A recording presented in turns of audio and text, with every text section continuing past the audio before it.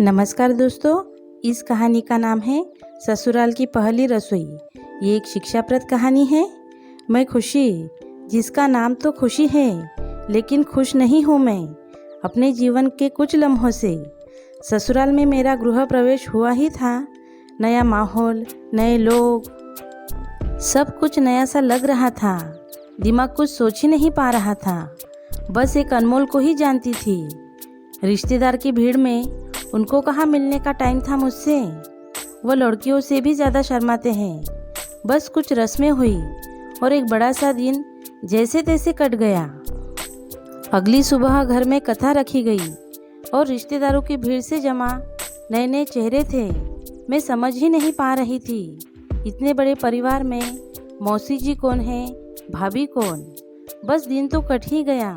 फिर क्या था, शाम सिर पर आ खड़ी हुई और फुल तैयारी थी कि आज नई बहू से रसोई बनवाई जाएगी। सासू जी बीमार थी तो कमरे से हुक्म आया कि आज खाना खुशी बनाएगी। बस मेरे चेहरे पर तो नाखुशी के बादल छा गए। सोच रही थी कभी मैगी के अलावा कुछ बनाया ही नहीं, आज कैसे बनाया जाए। तब तो मम्मी से लड़ झगड़ कर काम से बच जाती थी। आज तो मुसीबत मानो सिर पर तांडव करने लगी। बाकी जितनी मैं परेशान थी उतनी ही हमारी जेठानी जी खुश थी, क्योंकि जब वो देखने आए थे तभी सब बता दिया गया था कि लड़की को खाना बनाना नहीं आता। लेकिन लगता है मजाक में ले गए सब इस बात को। ये सोच ही रही थी कि मैंने बहाना बनाया कि ज़रा ऊपर से आती हूँ। थोड़ी देर में बस ऊपर पहुँची ही थी। सोचा कि नेट कब काम आएगा, कुछ देख लूँ, जैसे तैसे बना दूंगी। आज तक तो बस मम्मी को बहाने ही बनाते आ रही थी रसोई से बचने के लिए। लेकिन याद आया, माँ ने तो मेरा फ़ोन मायके में ही रख लिया था कि कहीं ये फ़ोन में ही लगे रहेगी। अब करती भी तो क्या, इनका फ़ोन लेने की सोचा तो ये पता नहीं कौन से ज़माने के थे। कीबोर्ड वाला फ़ोन, वो भी टूटा फूटा। बस फ़ोन तो क्या, आज तो किस्मत ही फूट गई समझो। और दूसरी तरफ से ननद, खुशी आ जाओ नीचे, आ जाओ नीचे।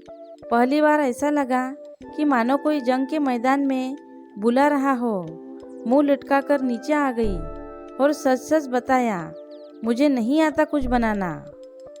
पर ननद साहिबा तो मुस्कुराकर बोली, हम बनवा देंगे, बोलकर रसोई में खींचकर ले गई। मैदान में पहुंच गई थी।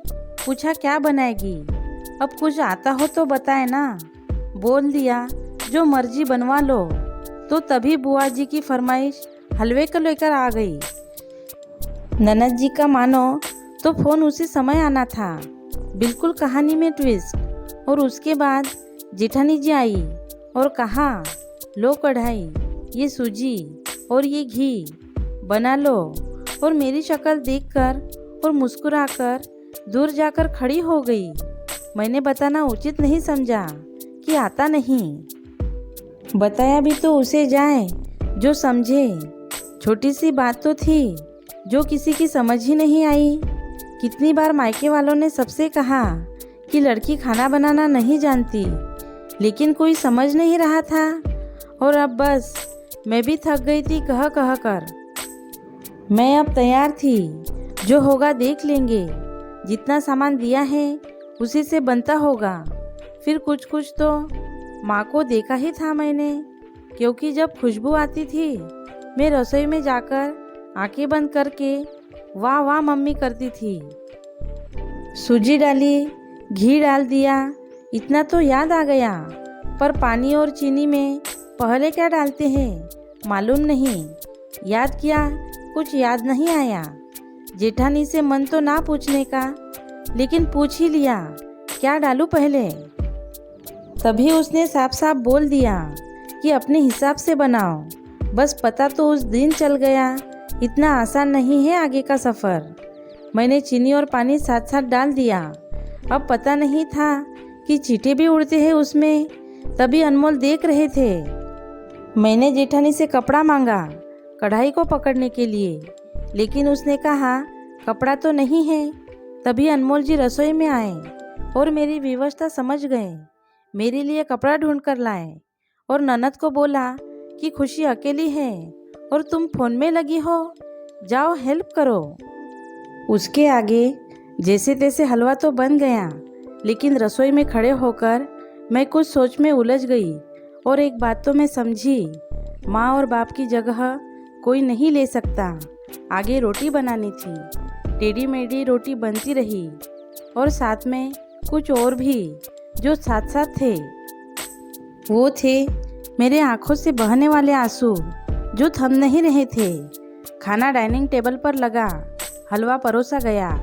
आंसू तो मैंने जैसे तैसे रोक लिए, लेकिन नहीं रुकी तो चेहरे की उदासी, लेकिन हलवा चखने की हिम्मत ना थी। बुआ जी ने हलवा खाया।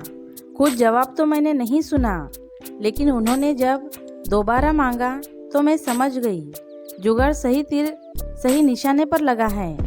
फिर सबने मुझे शगुन दिया, लेकिन एक शख्सियत थी जिसने कुछ दिया तो नहीं, लेकिन मेरे जली हुई रोटी और हलवा बड़े शौक से खाया। वो थे अनमोल। उनकी मेरे लिए झूठी तारीफ पर मैं हंस उठी और दिल जोर से बोल उठा, सफ़र मुश्किल है, लेकिन हम सफ़र अच्छा है तो कट ही जाएगा।